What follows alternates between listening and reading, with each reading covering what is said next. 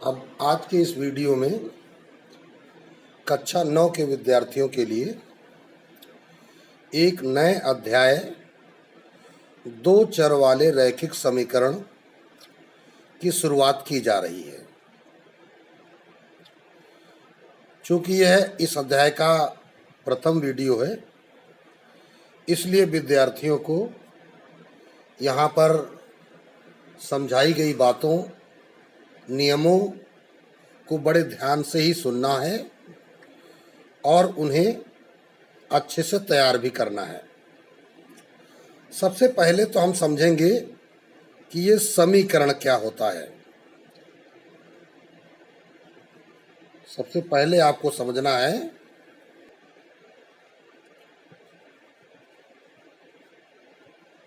समीकरण।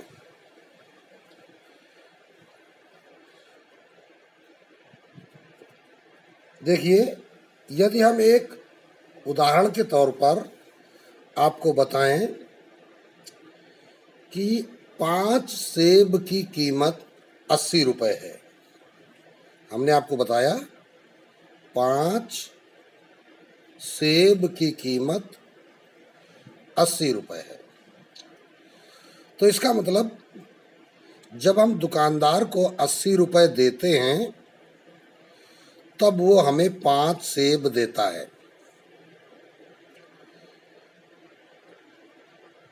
अर्थात 5 सेब के लिए हमें 80 रुपये का भुगतान करना पड़ता है। इसका मतलब 5 सेब और 80 रुपये समान कीमत रखते हैं। भाई 80 रुपये की जो कीमत है वही 5 सेबों की कीमत है। हम दुकानदारों से जब कोई सामान खरीदते हैं तो हम अदला बदली करते हैं, उसे हम धनराशि देते हैं और उससे हम वस्तु प्राप्त करते हैं। और इस अदला बदली की क्रिया को विनिमय कहा जाता है और विनिमय में दुकानदार को लाभ होता है। तो यहाँ पर दोनों कीमतें बराबर हैं, इसलिए हम यहाँ पर ये बराबर नामक चिन्ह का प्रयोग करते हैं। अब ये बात हो गई 5 सेब बराबर 80 रुपये। तो एक तो सामान्य सी बात है, अगर हम आपसे पूछें कि एक सेब की कीमत क्या होगी तो उसके लिए हम केवल सेब लिखेंगे और एक सेब की कीमत आप निकाल सकते हो। चाहो तो 5 का भाग लगा दो। ऐसे भी आप बता सकते हो कि एक सेब 16 रुपये का है। भाई इधर क्या है? रुपए, और इधर क्या है? सेब है। अब चूंकि यह अध्याय बीजगणित का एक अध्याय है तो यहाँ पर हम वस्तुओं को, जैसे सेब एक वस्तु है, को या उनकी कीमत को, चाहे वस्तु हो चाहे उनकी कीमत को चर के रूप में प्रयोग कर लेते हैं। जैसे इसको ही यदि हम बीजगणित की भाषा में लिखें तो सेब का नाम हमने x रखा और 5 लिखा 5x बराबर 80। अब यह जो रचना आपको दिख रही है यह समीकरण है। अब यहाँ पर खास बात क्या है कि समीकरण में दो पक्ष होते हैं। इधर होता है दायां पक्ष और इधर है बायां पक्ष। और इन दोनों पक्षों का बंटवारा करता है ये बराबर का चिन्ह। बराबर से दाहिनी ओर जो भी मैटर लिखा है वह दाएं पक्ष की सीमा में है और बराबर के बाईं ओर जो भी लिखा है वो बाएं पक्ष की सीमा में है। अब बाएं पक्ष में एक से अधिक पद हो सकते हैं। क्या लिखेंगे? एक या एक से अधिक पद कहाँ होंगे? बाएं पक्ष में। इसी प्रकार दाएं पक्ष में भी एक या अधिक पद मिल सकते हैं। अर्थात किसी समीकरण में दो पक्ष होते हैं और दोनों पक्षों में कम से कम एक पद होना जरूरी है और अधिक पर कोई लिमिट नहीं। जैसे एक दूसरे एग्जाम्पल के तौर पर हम लिख सकते हैं 3x + 7 = 12। हमने लिखा 3x + 7 = 12 है। अब यहाँ बाएं पक्ष में पदों की संख्या 2 है और दाहिने पक्ष में पदों की संख्या 1 है। बाएं पक्ष का जो प्रथम पद है यह चरपद है। चरपद मतलब अक्षर वाला पद, और यह इसमें केवल अंक या संख्या है तो इसे हम अचर पद कहते हैं। और इधर ये भी अचर पद है। अचर पद का तात्पर्य जहां पर केवल अंक का प्रयोग किया गया है। तो इस प्रकार किसी समीकरण में हमें दो प्रकार के पद, चर पद या फिर अचर पद, और या फिर दोनों प्राप्त होंगे। तो किसी भी समीकरण में चर पद भी मिलेगा और अचर पद भी मिलेगा, किसी न किसी रूप में अवश्य मिलेगा। या कभी कभी ऐसा भी हो सकता है जैसे हमने लिख दिया 3x = y। अब देखिए यहाँ क्या है, चर पद, यहाँ क्या है, चर पद। अर्थात इस समीकरण के दोनों पक्षों में चर पद ही हमें मिले हैं। तो फिर इस समीकरण को जब हम सरल करते हैं तो यहाँ स्वतः एक अचर पद निर्मित हो जाता है। y को इधर जब बुलाते हैं तो उसका चिन्ह बदल जाता है, बराबर यहाँ कुछ नहीं बचता है तो 0 लिखा जाता है। अब यहाँ देखिए एक अचर पद निर्मित हो गया। क्यों? क्योंकि बराबर चिन्ह के दोनों ओर पद होना जरूरी है। इधर भी पद चाहिए और इधर भी पद चाहिए, वो चाहे चर हो चाहे अचर हो, कुछ भी हो, दोनों पक्षों में पद जरूर होने चाहिए।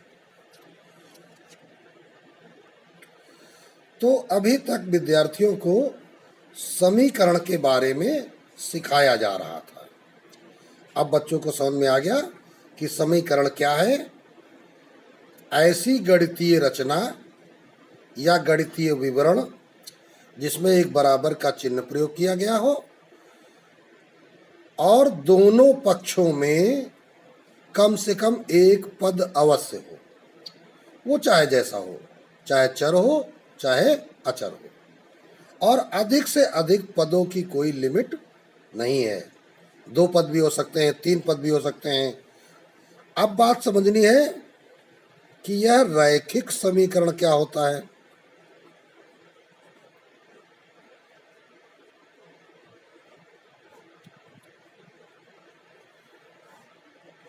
रैखिक समीकरण, जब किसी समीकरण में हम चरों का प्रयोग करते हैं तो वे चर केवल एक घात वाले हों। चर केवल एक घात वाले होने चाहिए। अगर किसी समीकरण में केवल एक घात वाले चर तुमको मिल रहे हैं तो वह रैखिक समीकरण है। जैसे हमने लिखा x - 3 = 5, तो यहाँ x चर प्रयोग किया गया है और x की एक घात है। एक घात दिखाई नहीं देती, ये छिपी रहती है। इसी प्रकार हमने लिखा 4x - 5y = 32, तो यह भी एक समीकरण है। यहाँ पर 2 चरों का प्रयोग किया जा रहा है और दोनों चरों की घातें एक ही घात है। फिर हमने लिखा a प्लस बी माइनस सी बराबर 16। तो इस समीकरण में भी हमने तीन चरों का प्रयोग कर लिया है। अब तीनों चरों में घात क्या है? एक ही घात है। पीछे अध्याय में आपको बहुपद की घात बताई गई है, यानी जिसकी घात सबसे ज्यादा हो। अब जैसे एक उदाहरण हम लिख रहे हैं, एक्स स्क्वायर माइनस 9 बराबर 3। तो अब प्रश्न उठता है, क्या यह रैखिक समीकरण है? तो अब इसके बारे में क्या लिखोगे? यह रैखिक समीकरण नहीं है। क्यों नहीं है? क्योंकि यहां चर की घात 2 अर्थात 1 से अधिक है। चर की घात जो है वो क्या है? 1 से अधिक है। 1 से अधिक नहीं होनी चाहिए रैखिक समीकरण के लिए। ये विद्यार्थियों को ध्यान रखना है। तो अभी विद्यार्थियों ने केवल इतना सीखा कि समीकरण क्या होता है। समीकरण में दो पक्ष होते हैं। समीकरण में चर और अचर पदों का मिश्रण होता है। रैखिक समीकरण केवल चर की एक घात वाले ही कहलाते हैं। अब सबसे पहले बात करते हैं एक चर वाले रैखिक समीकरणों की। अब इसे शाब्दिक अर्थ यही निकल रहा है कि ऐसा समीकरण जिसमें केवल एक चर का प्रयोग किया गया हो। जैसे x माइनस 3 बराबर 7, एक ही चर है। x बटे 2 प्लस 9 बराबर 11। अब देखो ये चर पद है, इसमें बटा 2 लगा हुआ है, कोई दिक्कत नहीं। 3x बराबर x बटे 2। अब इधर भी x वाला पद है और इधर भी x वाला पद है, ठीक है ना। अर्थात चर पद दोनों तरफ है, लेकिन एक ही चर का प्रयोग किया जा रहा है। और रैखिक लिखा है तो एक ही घात का प्रयोग हो रहा है, ठीक है। ये जरूर ध्यान देना है। जैसे हमने लिखा 5 बटे x प्लस 3 बराबर 9 बटे x, एक ही चर का प्रयोग हो रहा है। अब यहाँ पर ऐसा लग रहा है कि जैसे बटे के नीचे है तो इसकी घात ऋणात्मक होगी, तो जब इसको आप सरल करेंगे तो इसकी घात सीधी हो जाएगी। तो यहाँ पर जितने भी समीकरण के उदाहरण हमने आपको दिखाए, इन सभी उदाहरणों में एक ही चर का प्रयोग किया गया है। जैसे कह दिया जाए 6x माइनस 2 बराबर 0, तो ये भी एक चर वाला रैखिक समीकरण है। तो अब आते हैं, यह सीखना बहुत जरूरी है कि एक चर वाले रैखिक समीकरण को हल करने के नियम क्या होने चाहिए। एक चर वाले रैखिक समीकरण को हल करने के नियम। नंबर 1, चर पद बाएं पक्ष में तथा अचर पद दाएं पक्ष में होने चाहिए। ये नियम विद्यार्थी हमारे साथ ही सुने और साथ ही इनको याद करने का भी प्रयास करें। तो नियम क्या है? चर पद बाएं पक्ष में तथा अचर पद दाएं पक्ष में होने चाहिए। तो ये तो नियम है, लेकिन अगर नहीं है तो क्या करेंगे? यदि ऐसा नहीं है तो उन्हें पक्षांतर या पक्ष परिवर्तन द्वारा अपने अपने पक्षों में कर लेना चाहिए। कर लेना चाहिए मतलब अगर चर पद बाएं पक्ष में नहीं है तो उनको बाएं में ले आओ, अचर पद दाएं पक्ष में नहीं है तो उनको दाएं में ले जाओ। और इस क्रिया के लिए दो कार्यों का प्रयोग आप कर सकते हैं, एक है पक्ष परिवर्तन और दूसरा है पक्षांतर। अभी हम विद्यार्थियों को यह भी समझाएंगे कि पक्षांतर क्या है और पक्ष परिवर्तन क्या है। नंबर 2, यदि दोनों पक्ष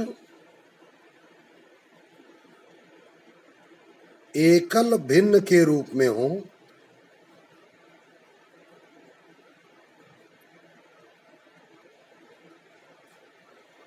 तो तिर्यक गुणाकर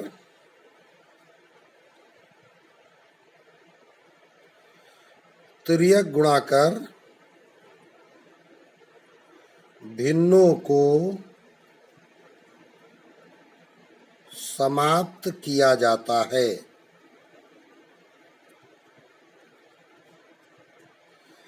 क्या कह रहा है? कहा जा रहा है कि दोनों पक्ष एकल भिन्न के रूप में हो। अब इस बात को भी अभी हम समझाएंगे। अभी आपको नियम याद कर लेना है कि यदि दोनों पक्ष एकल भिन्न के रूप में हो तो फिर तिर्यक गुणाकर भिन्नों को समाप्त कर दिया जाता है, अर्थात भिन्न खत्म कर दी जाती है। अगला नियम, यदि चर करणी चिन्ह में प्रयोग किया गया है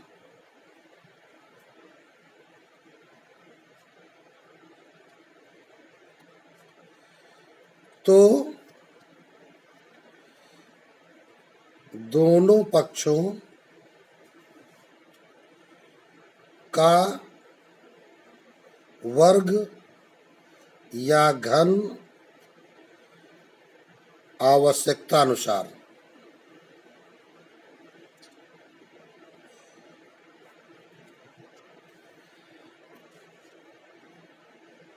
करके करणी समाप्त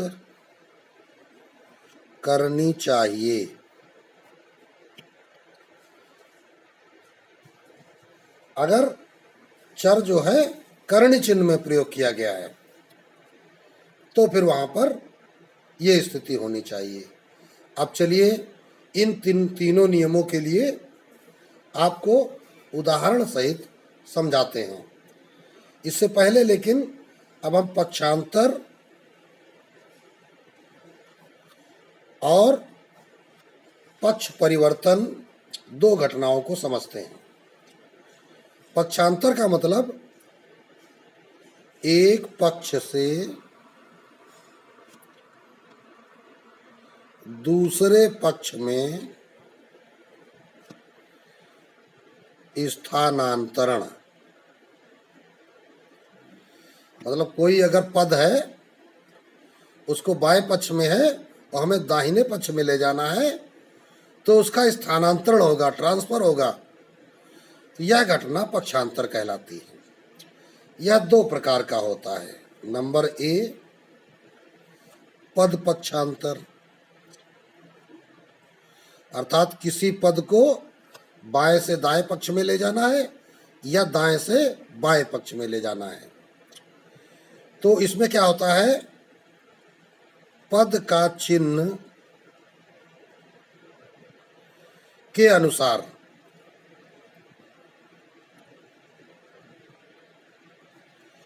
पद का चिन्ह के अनुसार किया जाता है, किया जाता है। कैसे? अगर पद धनात्मक है तो बराबर के उस पार जब जाएगा तो ऋणात्मक हो जाएगा, और यह क्रिया दोनों तरफ से होती है। तो हमने देखो ये चिन्ह बना दिया, अगर बाएं पक्ष में धनात्मक है तो वह दाहिने पक्ष में पहुंचते हुए समय ऋणात्मक हो जाएगा, और अगर वह दाहिने पक्ष में ऋणात्मक है, उसको हमें बाएं पक्ष में लेकर आना है तो वह धनात्मक हो जाएगा। इसी प्रकार अगर इधर ऋणात्मक है तो उधर जाने पर धनात्मक हो जाएगा, और अगर उधर धनात्मक है तो इधर आने पर ऋणात्मक हो जाएगा। तो ये तो हो गया पद पक्षांतर। दूसरा पक्षांतर होता है गुणांक पक्षांतर। तो गुणांकों की अवस्था दो प्रकार की होती है, एक होती है गुणावस्था, एक होती है भाग अवस्था। तो अगर गुणात्मक है, यहां पर अगर गुणात्मक है, ये गुणा लिखा हमने, तमक है, तो उधर जाएगा तो ये हो जाएगा भागात्मक,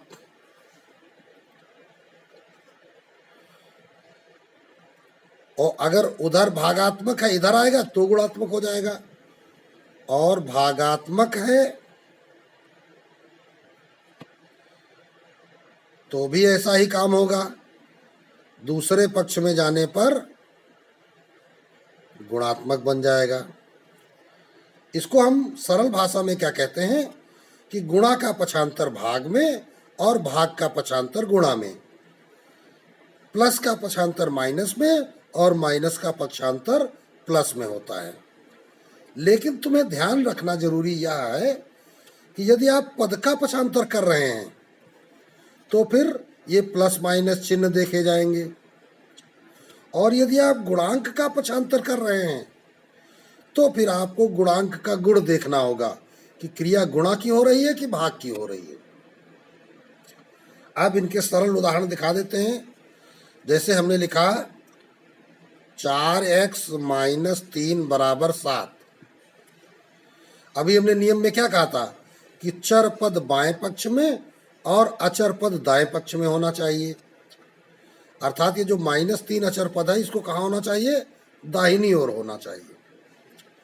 तो इधर कौन सा चिन्ह है इसमें, 3 में माइनस, अर्थात 3 कैसा है, ऋणात्मक।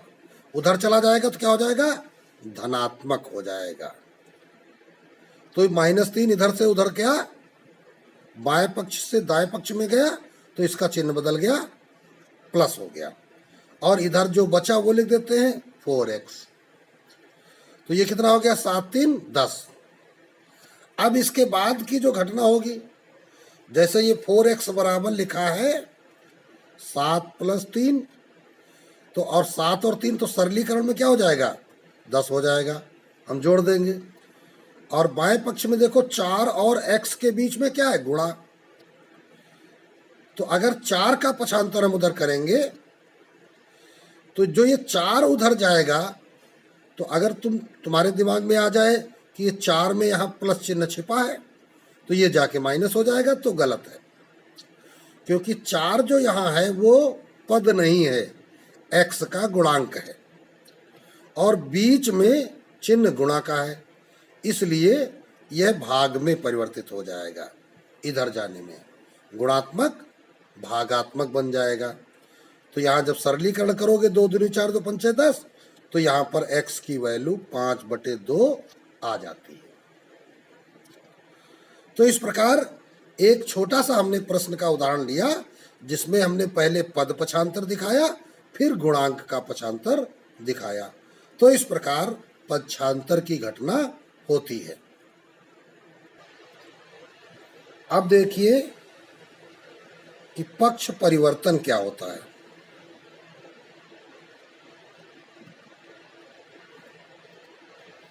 पक्ष परिवर्तन को समझिए। जब पूरा का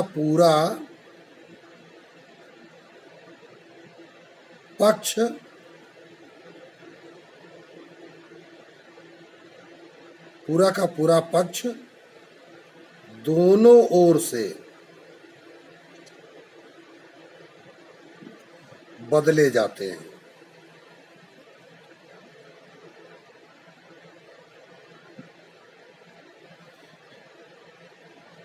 तो यह घटना पक्ष परिवर्तन कहलाती है। जैसे एक उदाहरण आपको मिल जाता है,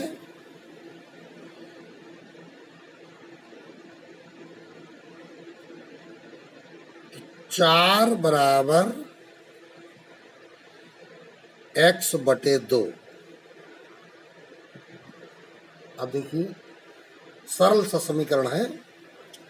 जो हमने समीकरणों का भी नियम पढ़ा था वो क्या था कि चर पद बाएं पक्ष में और अचर पद दाएं पक्ष में होना चाहिए, और यहाँ बिल्कुल उल्टा है, अचर बाएं पक्ष में है और चर दाएं पक्ष में है। तो फिर हम चाहे तो 4 का पक्षांतर उधर कर दें, x बटे 2 का पक्षांतर इधर कर सकते हैं। लेकिन जब आपको ऐसा ही मिले कि तुमको समीकरण उल्टा दिखाई पड़े, तो फिर हम सीधे सीधे क्या कर लेते हैं, पक्ष परिवर्तन कर लेते हैं। कैसे? ये दायां पक्ष उठा करके हम बाईं ओर ले आएंगे और बायां पक्ष उठाकर दाईं ओर भेज देंगे। इस क्रिया में कोई चिन्ह नहीं बदलता। यहां पे लिख देते हैं, इस क्रिया में कोई चिन्ह नहीं बदलता। यह आपको ध्यान रखना है। इस क्रिया में कोई भी चिन्ह नहीं बदला जाना है। केवल करना क्या है, ये दाहिना पक्ष बाएं पक्ष में ले आना, चाहे जितने उसमें पद हों, और बायां पक्ष दाहिने पक्ष में ले जाना है, जितने भी उसमें पद हों। अब इन तीनों नियमों को हम विद्यार्थियों को उदाहरण के साथ समझाएंगे। जैसे पहला नियम आपको बताया गया कि चर पद दाएं पक्ष में और अचर पद चर पद बाएं पक्ष में और अचर पद दाएं पक्ष में होने चाहिए। तो पहला प्रश्न या पहला उदाहरण विद्यार्थियों के सामने जो है, यहाँ पर चर पद देखिए, एक ये है और एक ये है, अर्थात दोनों पक्षों में है। तो ये अपनी सही जगह पर नहीं है, बाएं पक्ष में होना चाहिए, ये तो सही जगह है, ये गलत जगह पर है। तो इसको क्या होना चाहिए, बाएं पक्ष में होना चाहिए।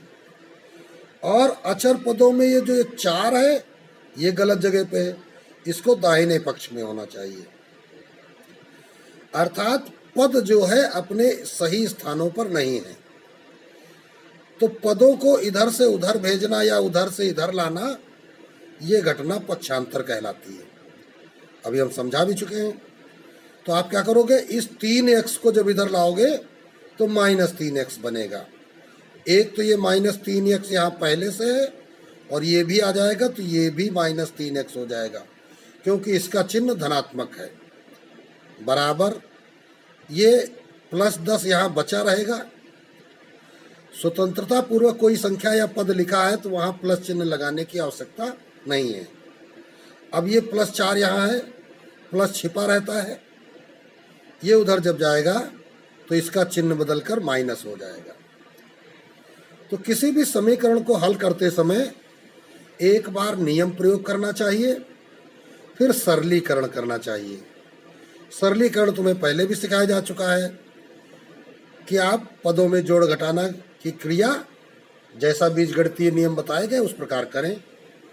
तो यहाँ दोनों समान चिन्ह के x वाले पद हैं तो ये जुड़ जाएंगे, तो -6x। यहाँ पर 10 में से 4 घट जाएंगे तो 6। अब ध्यान दीजिए कि x और 6 के बीच में यहाँ जो चिन्ह छिपा है वह गुणा का है, अर्थात ये जो -6 इसमें लगा हुआ है x में, यह इस x का गुणांक है। बीच में चिन्ह गुणा का है, जब इसको हम इस -6 को उधर भेजेंगे तो ये कहलाएगा गुणांक पक्षांतर। तो गुणांक पक्षांतर में तुमको क्या बताया गया है, वहां पर माइनस प्लस नहीं देखा जाता है, ये बीच वाला चिन्ह देखा जाता है। अगर गुणा है तो भाग हो जाएगा, तो ये भाग में चला जाएगा, तो 6/-6 इधर x।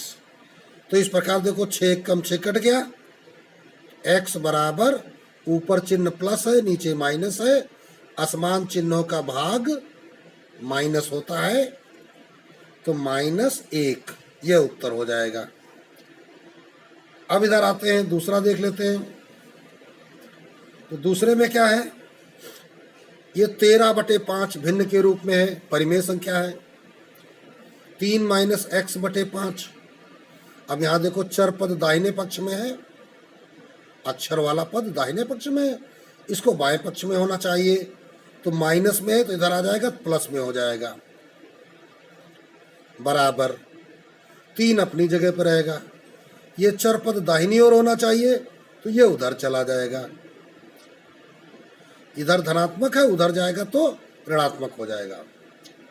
अब सरलीकरण की क्रिया, ये पूर्णांक है ये भिन्न है, तो इसको सरल करने के लिए हम तिरछा गुणा करते हैं। 5 × 15, अब 15 में 13 घटाएंगे तो क्या बचेगा, 2/5। इधर आ गया x/5। अब देखो यहाँ क्या हो गया, ये भी भिन्न के रूप में, ये भी भिन्न के रूप में। अब यहाँ आपका दूसरा नियम लागू हो गया। क्या लिखा है, यदि दोनों पक्ष एकल भिन्न के रूप में हो तो तिर्यक गुणा कर भिन्नों को समाप्त किया जाता है। अब यहाँ पर तुम्हें करना क्या है, तिर्यक गुणा करना है, इस 5 का x में, इस 5 का 2 में। तो 5x बराबर 5 दूनी 10। अब 5x का गुणांक है, तो गुणांक पक्षांतर में क्या सिखाया गया, गुणा भाग में पक्षांतर हो जाता है। तो x बराबर 10 में 5 का भाग लगा दोगे 2, यही इसका उत्तर हो गया। अब इसी प्रकार तीसरा प्रश्न, यहां भी देखो दोनों पक्ष भिन्न के रूप में हैं, तो इनमें तिर्यक गुणा होगा। कैसे, 9 चौको 36x बराबर 3 अट्ठे 24। लेकिन ध्यान रहे कि जब दोनों पक्षों में केवल एक ही भिन्न हो तब ये काम कर सकते हो, अन्यथा नहीं। अब देखो 36 और x के बीच में कौन सा चिन्ह, गुणा का। तो 36 क्या है, गुणांक, तो ये बन जाएगा 24/36। अब देखो ये कट जाएगा, 4 छंग 24, 4 9 36, अभी कटेगा। 3 दूनी 6, 3 त्रिको 9, x बराबर 2/3, ये आपका उत्तर हो गया।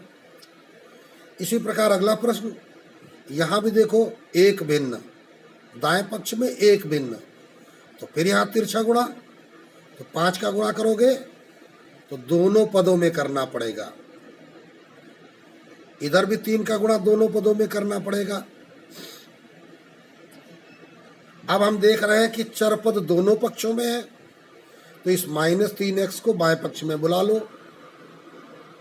तो -3x इधर आएगा, तो पद है इसलिए प्लस में बदल जाएगा।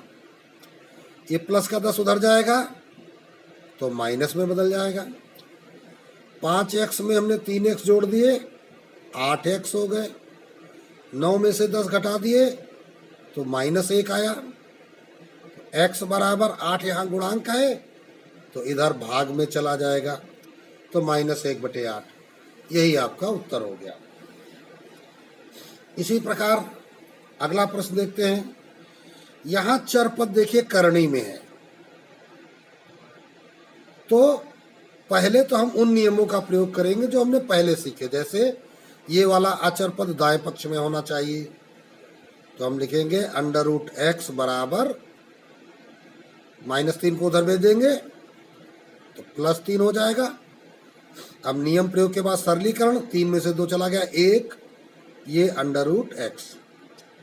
करणी हटाने के लिए हमने क्या बताया था कि वर्गमूल या घनमूल जैसी आवश्यकता हो। तो ये वर्गमूल है, तो क्या लिखेंगे, दोनों पक्षों का वर्ग करने पर। कैसे वर्ग होगा, √x का होल स्क्वायर, 1 का होल स्क्वायर। तो वर्ग करने से ये करणी समाप्त हो जाती है, इधर हो जाएगा x और इधर 1 का स्क्वायर 1। ये सीधे सीधे उत्तर हो गया। इसी प्रकार इधर आते हैं, यहाँ भी अपना पहले बेसिक कार्य, 6 बाएं पक्ष में गलत जगह है तो दाहिने पक्ष में ले जाएंगे। ये चर पद गलत जगह है तो इसको अपने पक्ष में लाएंगे। तो देखिए -2 √x अपने पक्ष में है और ये √x हमको लाना है, तो इधर धनात्मक है इधर ऋणात्मक हो जाएगा। ये +6 उधर चले जाएंगे तो -6 हो जाएंगे, +2 अपने पक्ष में है। तो जिन पदों का पक्षांतर होगा चिन्ह केवल उन्हीं का बदलेंगे। अब देखिए ये दोनों करणी सजाती हैं, ये -2 √x और ये -1 √x, तो -3 √x बराबर 2 में 6 चला गया, -4, माइनस माइनस कट गया। अब √x और 3 के बीच में गुणांक है, गुणा का चिन्ह है, तो √x बराबर 4/3। अब दोनों पक्षों का वर्ग करोगे,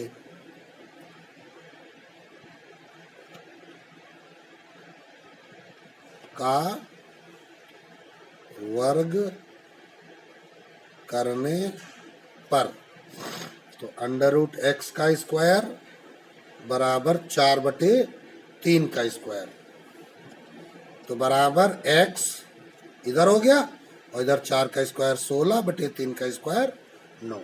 तो इस प्रकार x बराबर 16/9 आ गया। तो अब आज का वीडियो यही समाप्त करते हैं। इस अध्याय के प्रारंभिक वीडियो में हमने समझा कि समीकरण क्या है, रैखिक समीकरण क्या है और किसी एक चर वाले रैखिक समीकरण को हम कैसे हल करते हैं। अब विद्यार्थी अपनी पिछली कक्षाओं की किताबों से एक चर वाले रैखिक समीकरणों के उदाहरणों को या सवालों को लगाने का प्रयास करेंगे और अपने आप को चेक करेंगे कि उन्हें वह प्रश्न आते हैं या नहीं। यदि आपको नहीं आते हैं तो अपने टीचर से उन समस्याओं का समाधान पाइए।